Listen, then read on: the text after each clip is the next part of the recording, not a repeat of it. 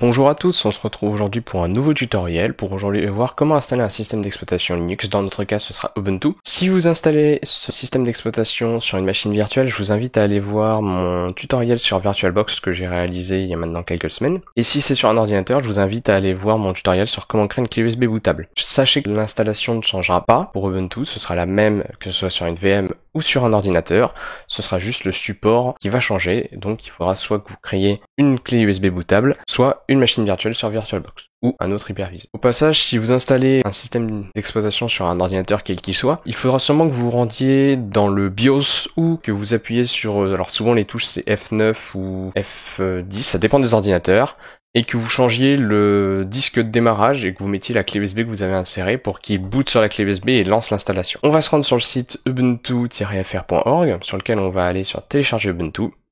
Puis on va choisir nous la version bureau de Ubuntu. Vous pouvez prendre la version serveur si vous voulez juste une interface graphique et que vous connaissez déjà un peu les bases de Linux. Sinon, je vous conseille fortement la version bureau car ce sera plus simple à prendre en main si vous débutez. On va prendre la version 20.04 LTS, qui est la dernière version d'Ubuntu stable, et vous cliquez dessus, il va vous lancer le téléchargement. Voilà.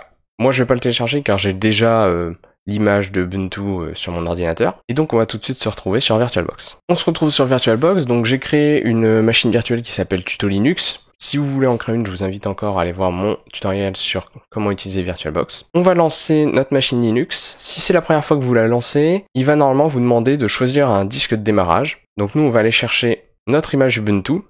Donc je vais prendre la version bureau. Vous faites ouvrir, là il vous dit comme quoi la taille fait 2,5 Go. Faites démarrer et l'installation va commencer. Alors si vous êtes sur VirtualBox, il se peut que lors de l'installation, vous ayez comme moi un écran qui soit pas du tout adapté, qui soit donc en petite fenêtre. Je vous montrerai à la fin de ce tutoriel comment régler ce problème d'écran sur VirtualBox. Donc là il va lancer tout de suite l'installation, donc vous pouvez cancel en appuyant sur CTRL-C si vous le désirez, et donc il va lancer l'installation. Donc une fois que l'installation du début de Ubuntu a été faite, vous devrez arriver sur cette fenêtre avec Install. Donc c'est ici que vous allez choisir la langue de votre système.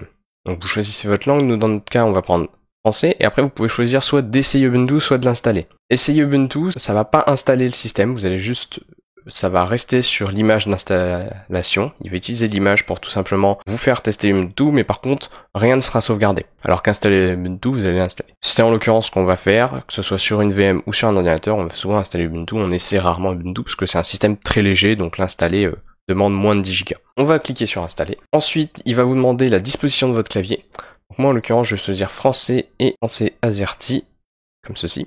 Vous pouvez essayer votre clavier, voir s'il marche bien en dessous, donc en l'occurrence si je tape un peu sur n'importe quelle touche, je vois que c'est bon, vous faites continuer. Et donc là après il va vous demander quel type d'installation vous voulez faire. Donc est-ce que vous voulez par exemple faire une installation normale? Donc l'installation normale ça va vous permettre d'installer un navigateur web, les utilitaires de base de Linux, ainsi que des logiciels de bureau comme LibreOffice, et des drivers, des lecteurs multimédia comme VLC pour lire des médias.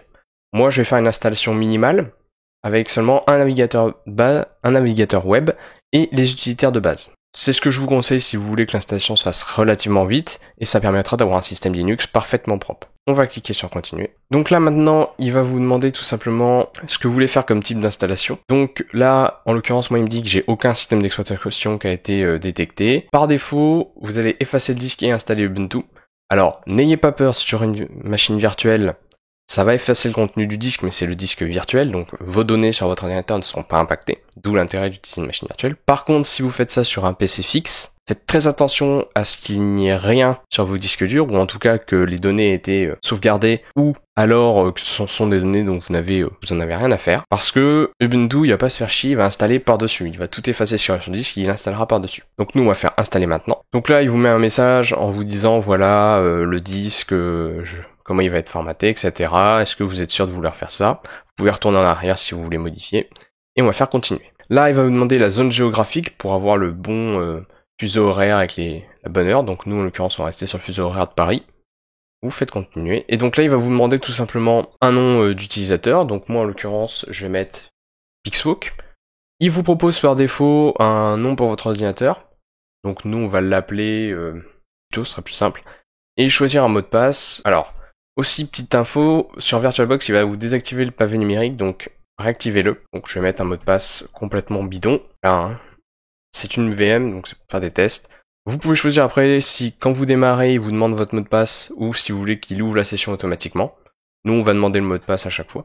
Et on va faire continue. Là, il va lancer le processus d'installation. Donc là, il n'y a plus qu'à attendre à ce que le chargement se termine. On se retrouve juste après. Donc on se retrouve une fois que l'installation a été terminée. Normalement, quand l'installation va se terminer, il va dire comme quoi l'installation a été terminée.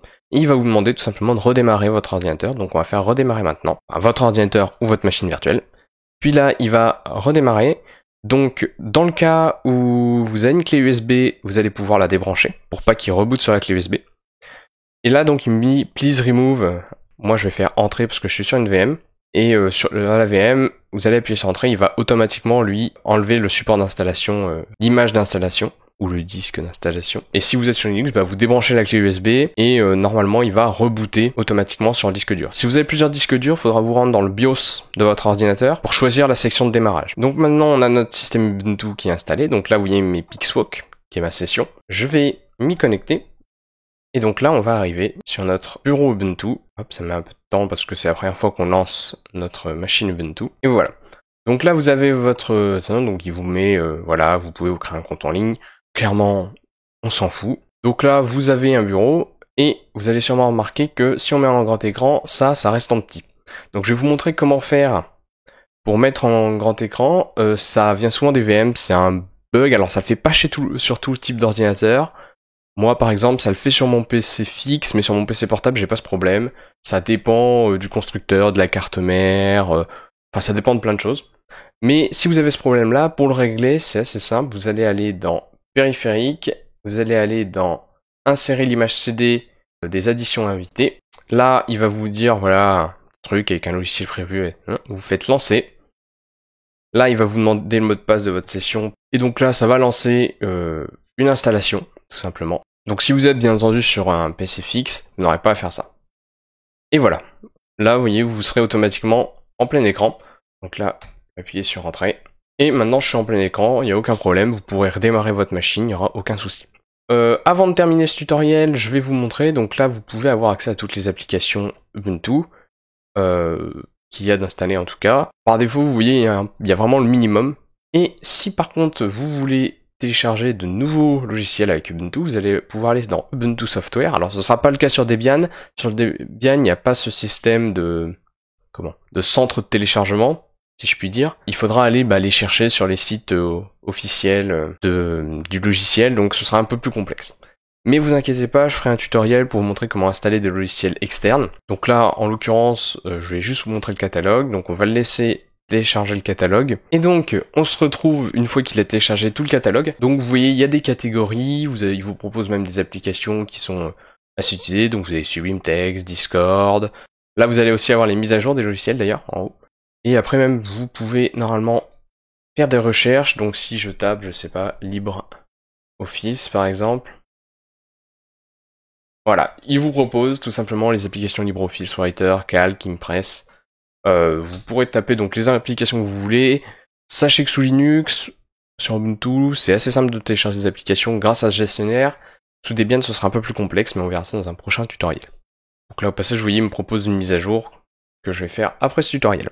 Enfin bon, on a fini ce tutoriel, je vous ai montré comment installer Ubuntu, j'espère que ce tutoriel vous aura aidé. En tout cas, si c'est le cas, n'hésitez pas à vous abonner à la chaîne, à laisser un petit pouce bleu ou un petit pouce rouge si ce tutoriel vous a pas plu. N'hésitez pas aussi à laisser un commentaire pour me dire, me poser des questions si vous avez rencontré des problèmes ou non. Et puis, si vous voulez d'autres tutoriels spécifiques. Je vous invite aussi à me rejoindre sur mon site web pixwalk.fr sur lequel vous pourrez trouver d'autres articles qui parlent d'informatique ainsi que d'autres formations. Sur ce, moi je vous dis à la prochaine et portez-vous bien. Allez, ciao ciao tout le monde.